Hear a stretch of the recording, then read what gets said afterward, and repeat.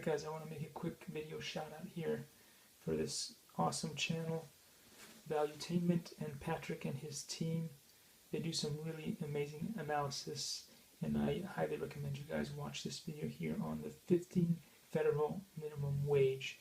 I really like their analysis and how they get into all the ramifications of what could happen with the 15 minimum wage. Now, in the past I've been really into the idea of having a 15 minimum wage, but they explain and in a very logical way how this could adversely affect a lot of things. As far as everything that he said in this particular interview, I pretty much agree with most of it apart from one thing, and I want to address the comment that he said about what are you doing making minimum wage at 30 plus. Well, there's a lot of issues with this part of the analysis, and that is because there is and has been this ever-long debate between younger folks who actually understand what it's like to job hunt, you know, in this modern world, compared to those who have been in businesses and have been successful in working for you know, so many different years. A lot of millennials, a lot of Gen Zers, a lot of basically people who don't meet the sort of baby boomer or whatever age group tend to have a completely different opinion on what it's like to job hunt these days, because perhaps they just graduated from a university or a college or whatever it is, and they try to get into the work field without any connections, without any experience, and in many cases they just went and did their best to get into the market through a minimum wage job and then ended up stuck there.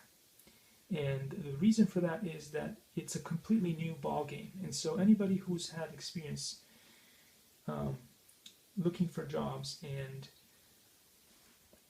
getting into the industry before a certain era will tell you that, oh, what, you know, you're just not working hard enough. Oh, you just haven't read enough. Oh, you just spend too much time, you know, watching TV, or you're just, you know, you're just making excuses for yourself, and it should be plenty easy for you to get into the workforce. But realistically, since things became digital, since you have to rely on things like LinkedIn and all kinds of job sites and all that, it has become more about being a master of creating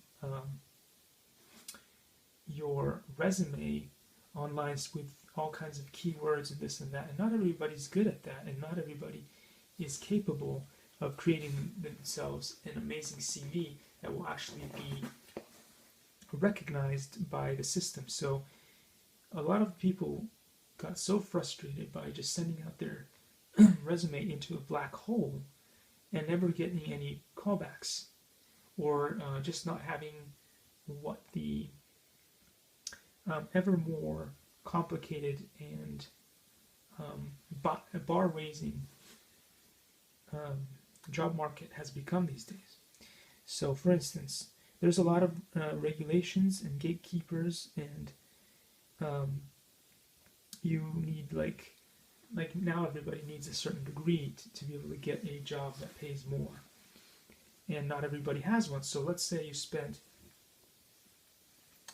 like 2 or 3 years doing a certain degree, and you come out from that, and all the knowledge that you had learned is now outdated because your university didn't keep up with the market trends. The university didn't stay up to date with all that stuff, so now you spent 2 or 3 years at university, you come out, and all the knowledge that you have is useless. or you find that the field that you prepared yourself for no longer exists. It's been replaced by machines. So you have to take into account that the new generations, when they're trying to get into the job field, will end up taking whatever job is available at the time, whether that's flipping burgers or trying to sell solar up and down the streets of LA or whatever it is. They'll take whatever they can just to stay afloat. And then, on top of that, when they want to change careers and say, okay, well, I'm done with selling solar. It's useless. You don't even get minimum wage. It's just a on-commission job, so I want to do better. Well, then you have to, let's say you want to get into real estate or you want to get into insurance. Well, let's say you're making that ridiculous amount of money that you make by selling solar.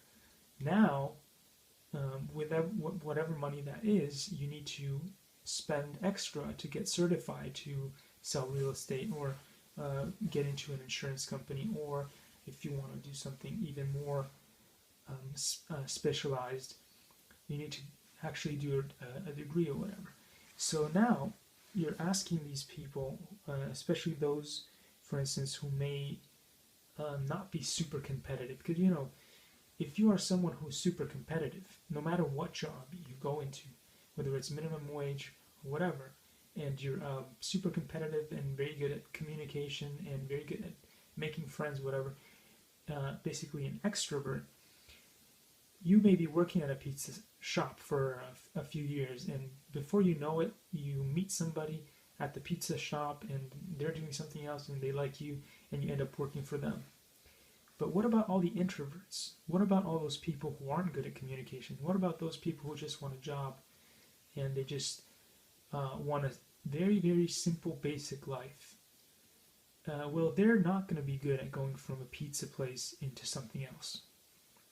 They may end up stuck at the pizza place serving their entire lives. They may even like that. So what about those people? Are they not worth living?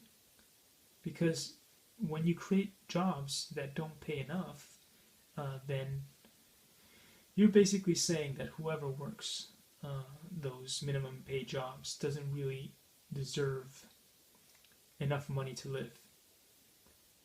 You are saying that the jobs that you're creating must always be gateway jobs towards something better, towards something more. And is that really fair? So that's the ever-long debate. Now, you can be on any other. I'm not going to, force anybody's opinion on this, but you have to see both sides of this. And this is why there's been this huge debate. And this guy here, Andrew Yang, has been somebody that's a lot of people have been talking about. And also, I think Tulsi Gabbard, because both Andrew Yang and Tulsi Gabbard have been thinking about ways to make capitalism, not destroy capitalism. Nobody wants to destroy capitalism because it is the best way to go. You don't want to go into socialism or communism or anything like that, which would actually cause more damage to everyone. But the idea that you can now have universal basic income to, instead of minimum wage, instead of raising taxes, instead of making the entire system more expensive.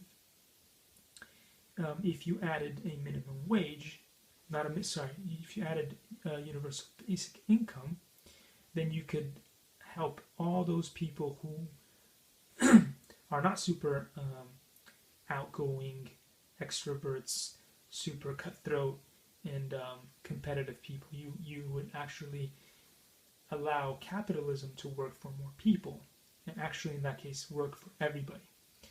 And again, you would be forcing people like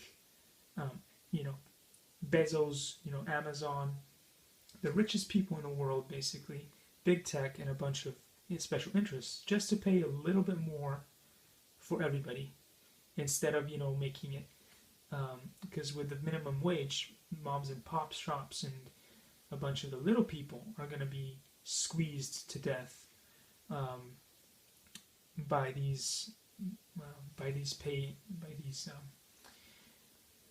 increases. Whilst if you had a universal minimum, universal basic income, where everybody gets, let's say, $1,000 extra, $1,000 extra with $8 an hour is going to do something for those people who don't, who want to, maybe work that job for the entire life expectancy and don't want to do the extra steps to try to get into more competitive jobs, or the other solution is to literally create millions of pencil pusher jobs that are high paid. I mean, this is going to be the endless debate. You either lower the standards of becoming more successful, or you make capitalism work for everybody with universal basic income. It's going to be one of these two. Otherwise, it will always be sort of an unfair system. And especially people with disabilities, people who are naturally more introvert, they're not going to be able to ever really be employed as anything more than minimum wage jobs without a bit of help. So anyway, that's my analysis. Again, I really, really love this channel. You guys should definitely take a look at it because they have some out of the box analysis on many things. And yeah, big shout out to Pat and his team. Thanks for watching and see you in the next one.